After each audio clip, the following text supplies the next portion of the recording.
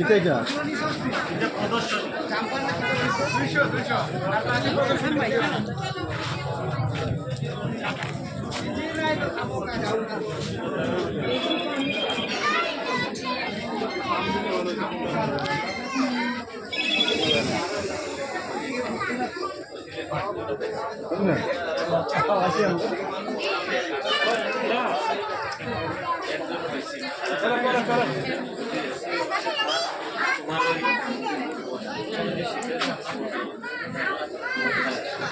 ভালো আছে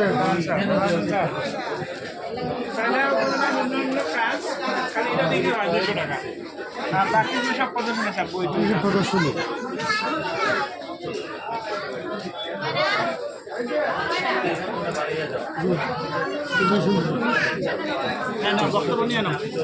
বক্তব্য নিয়ে নেন। হ্যাঁ ভাই বলেন কেমন লাগতেছে?